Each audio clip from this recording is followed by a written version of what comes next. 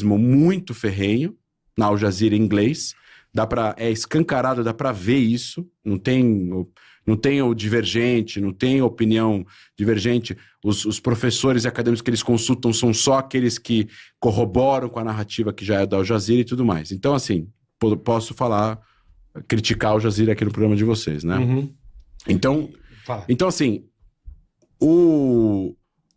no momento que o Hamas toma o poder em Gaza, o Qatar começa a financiar o Hamas. E aí, em 2009, eclode a guerra civil na Síria. E o braço internacional do Hamas estava em Damasco. E eles achavam que o Assad ia cair, o ditador sírio. Uhum. Eles ficam do lado dos rebeldes. Tá. Aí o Assad não cai. Não cai, é. E aí eles ficam... Aí tem um problema bom, tinham ficado fica um climão, fica um chá de climão, né, fica uma torta de climão lá na Síria. E aí o pessoal do Hamas vai sair da Síria, vai temporariamente para a Turquia, que é outro absurdo, porque a Turquia é membro da OTAN, né? E aí eles vão receber uma hospitalidade do Qatar e dinheiro do Qatar para as suas atividades, que obviamente eles dizem que é para questões sociais, mas o dinheiro é revertido para outras questões. Pô, então a treta nessa região já é antiga. Então, e aí o Hamas começa a cada vez mais solidificar o seu poder físico em Gaza, o seu controle à população, fortificar o seu braço militar, Zadim al-Qassam, que é o nome de um terrorista palestino da década de 20, que era nazista, e o nome das brigadas militares do Hamas é o nome desse cara, Zadim al-Qassam, que era um cara que era afiliado com as ideias de Hitler, enfim, influenciou o Mufti de Jerusalém a se encontrar com Hitler depois, que acabou se encontrando com Hitler em 42 e pediu para Hitler que se ganhasse a guerra ir para lá e matar os judeus. Eu tô falando dessa galera. E aí o ponto, acho que mais importante é o Hamas começa a governar Gaza enquanto ele também começa a construir cada vez mais um poder bélico para tentar, de uma certa forma, fazer frente a Israel. Só que Israel não estava mais em Gaza. Então, qualquer coisa que acontecia na Cisjordânia, o Hamas, eu tenho protagonismo. Eu vou atirar em Israel. Eu vou jogar foguetes em Tel Aviv. Comigo. Eu vou fazer o atentado. E aí, teve a guerra de 2009, teve a guerra de 2012, teve a guerra de 2014, que eu citei aqui antes, no começo, teve a guerra de 2021. De 2021 para cá, tinha parado.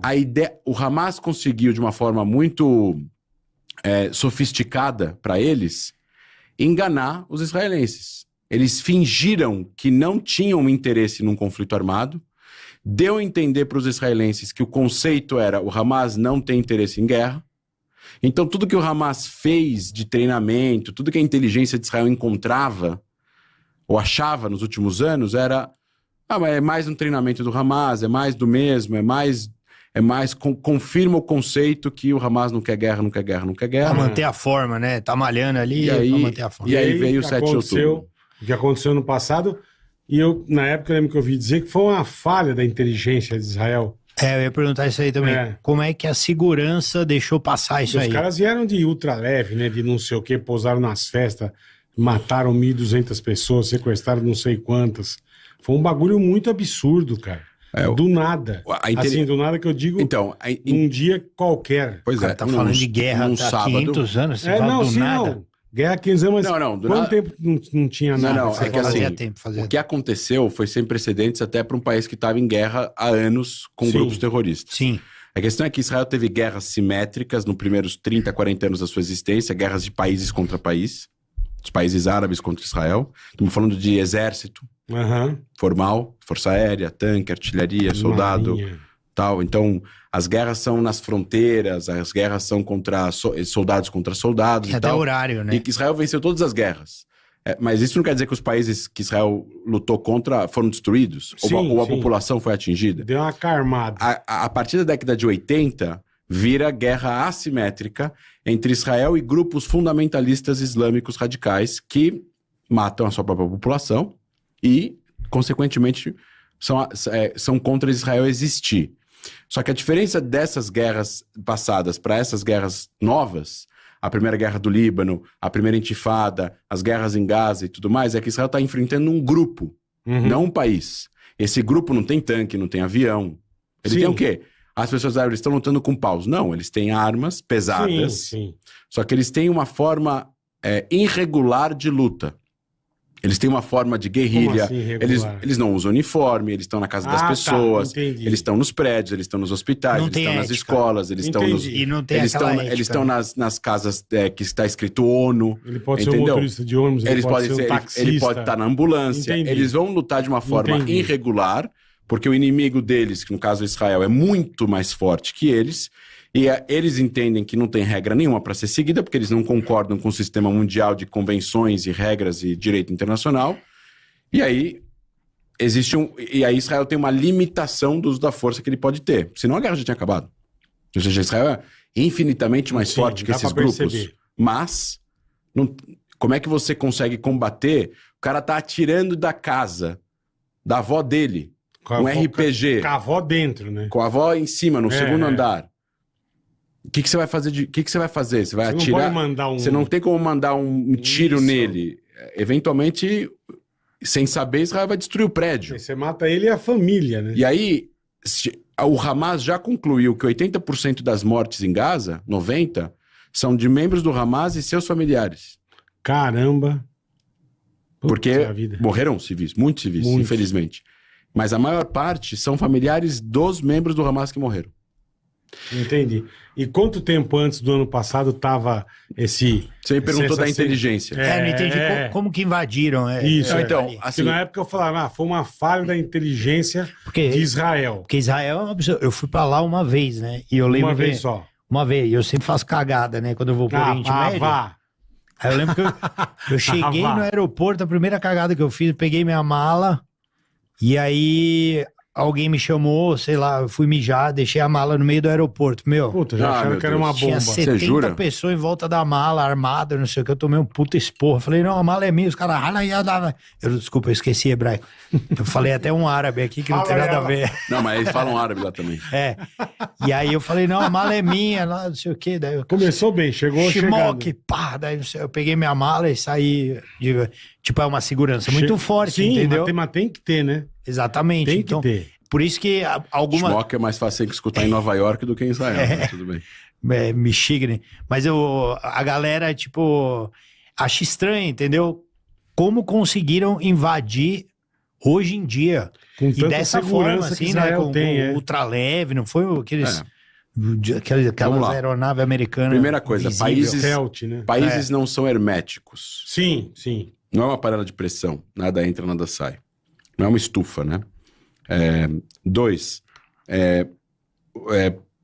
você tem a inteligência de Israel, existem vários... Como é que funciona a inteligência? A inteligência é um conjunto de informações que são recolhidas através de várias formas.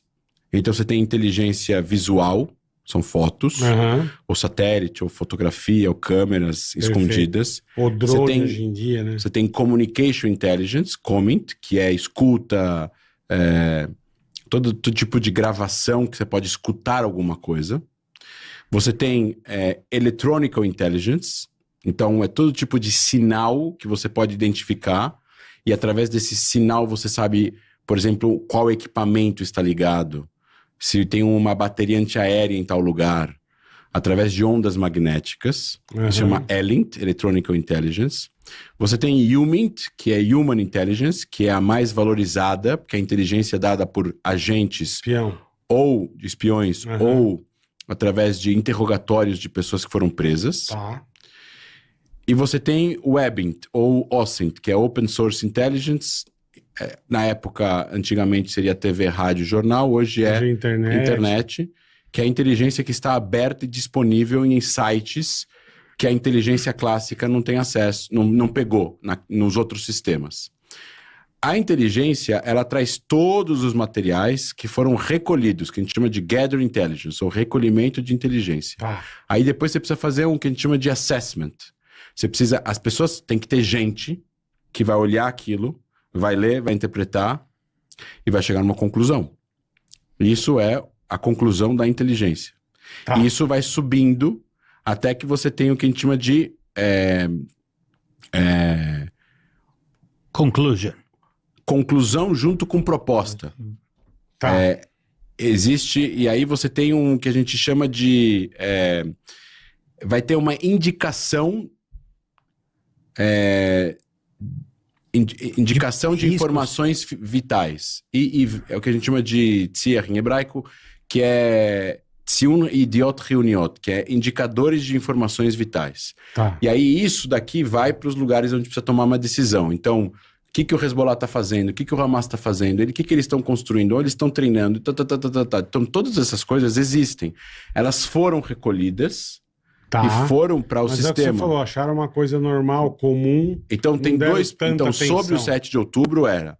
o conceito era que o Hamas não queria guerra. Então, todo mundo estava acreditando no conceito. Então, tudo que o Hamas fazia não era forte o suficiente para mudar o conceito. Para deixar em alerta. Ou confirmava o que você achava ser o conceito real da realidade.